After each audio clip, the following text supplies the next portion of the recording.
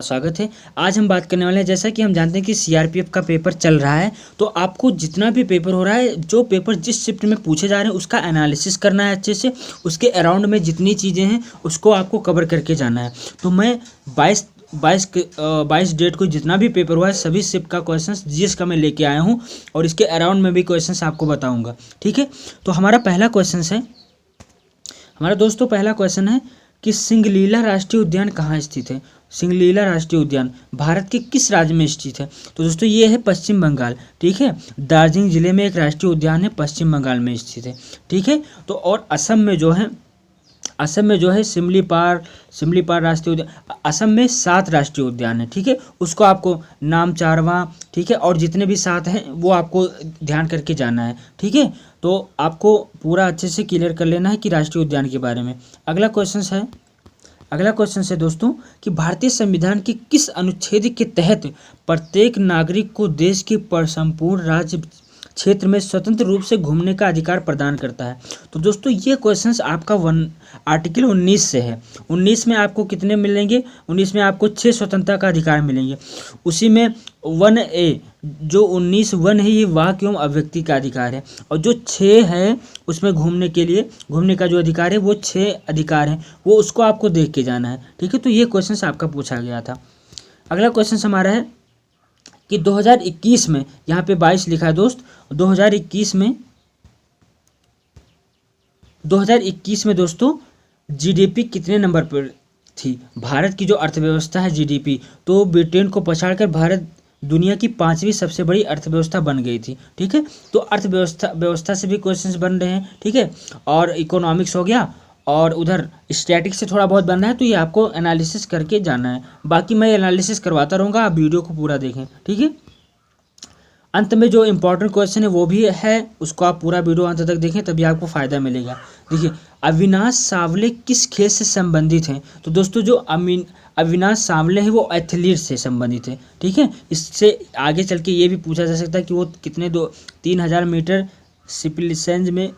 Steeple change में माहिर हैं। ठीक है, तो उन्होंने 8-11-20 का रिकॉर्ड बनाया है, जो 2022 के राष्ट्रमंडल खेलों में स्थापित किया गया था, जहां उन्होंने रजत पदक जीता था। ठीक है, तो ये अविनाश सावले किससे संबंधित हैं? एथलीट से। तो ये आपको क्वेश्चन ध्यान रखना है। अगला क्वेश्चन हमारा दोस्तों, राम मंदिर के फैसले में 5 जजों में से जनवरी 2023 में कौन मुस्लिम जज रिटायर हुए? तो जो राम मंदिर का फैसला हुआ था उसमें कितने जज हुए थे? तो 5 जज हुए थे। ठीक है, उसमें 5 जज हुए थे, और जो अभी जस्ट रिटायर हुए हैं वो हैं सैयद अब्दुल नज़ीर, वर्तमान में आंध्र प्रदेश के 24वें राज्यपाल के कार्यकर्ता हैं। ठीक है, जो राज्यपाल हैं वो चीफ जस्टिस ऑफ इंडिया जो हैं वो पहले थे। ठीक है, लेकिन वो रिटायर होके कहाँ हो गए? ये राज्यपाल हो गए। ठीक है, तो ये आपको ध्यान रखना है। अगला क्वेश्चन हमारा है, सत्रिया नृत्य कौन से दिशा में पड़ता है? ठीक है, तो सत्रिया नृत्य जो है, ये सत्रिया नृत्य सबसे पहले असम का है।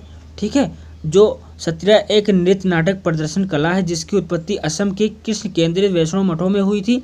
ठीक है, 15वीं शताब्दी के भक्ति आंदोलन के विद्वान श्रीमद शंकर देव नामक संत को दिया था, तो इसके ये जनक हैं। ठीक है, तो ये आपको ध्यान रखना है। अगला क्वेश्चन हमारा है, शेख मोइनुद्दीन चिश्ती की जीवन किस मुगल शाह की बेटी ने लिखी थी? तो जहां आरा बेगम साहिब ने। ठीक है, जहां आरा बेगम साहिब ने लिखा था, तो ये क्वेश्चन आपको ध्यान रखना है। अगला क्वेश्चन हमारा है, राजा राव इंद्रजीत सिंह यादव लोकसभा सांसद की किस पार्टी से संबंधित है? दोस्तों तो ये 17वीं लोकसभा के सदस्य हैं। ठीक है, और भारत की संसद के निचले सदन में ये हैं बीजेपी। ठीक है, बीजेपी से संबंधित है, तो ये आपको ध्यान रखना है। ठीक है, अगला क्वेश्चन हमारा है, हड़प्पा सभ्यता का पुरातात्विक स्थल धौलावीरा कहाँ स्थित है? तो जो धौलावीरा है ये गुजरात में है दोस्तों। ठीक है, धौलावीरा को ही कहते हैं सफ़ेद कुआं। ठीक है, इसको सफ़ेद कुआं भी बोलते हैं, और ये भारत में 40वीं विश्व धरोहर स्थल में शामिल है। ठीक है, जो लोथल है वो गुजरात में है, कालीमंगल राजस्थान में, आलमगीरपुर उत्तर में है। ठीक है, अगला क्वेश्चन हमारा है, आमतौर पर लाइफ राफ्ट को फैलाने के लिए किसका उपयोग किया जाता है? तो ये कार्बन डाइऑक्साइड यानी CO2 का प्रयोग किया जाता है। तो ये क्वेश्चन आपको ध्यान रखना है। ठीक है, मैं ऐसे क्वेश्चन हर शिफ्ट का इकट्ठा जीएस का लाता रहूँगा, आप जरूर उसको देखें। 1962 में भारत के वित्त मंत्री कौन थे? तो मोरारजी देसाई थे। ठीक है, मोरारजी 1962 की बात कर रहा है ये, तो ये आपको ध्यान रखना है। ठीक है, अगला क्वेश्चन हमारा है कि एमएसएमई अवार्ड में कितनी पुरस्कार राशि दी जाती है। तो एमएसएमई में 1 से 3 लाख के मध्य दिया जाता है, ये आपको ध्यान रखना है। ठीक है फ्रेंड्स। अगला क्वेश्चन हमारा है कि सिडबी जो है भारतीय लघु उद्योग विकास। दोस्तों जो अगला क्वेश्चन हमारा है, भारतीय लघु विकास उद्योग की स्थापना किस एक्ट के तहत हुई थी। तो भारतीय लघु उद्योग विकास जो है ये 1989 एक्ट के तहत हुआ था, सिडबी एक्ट 1989। तो ये क्वेश्चन आपको ध्यान रखना है। ठीक है फ्रेंड्स।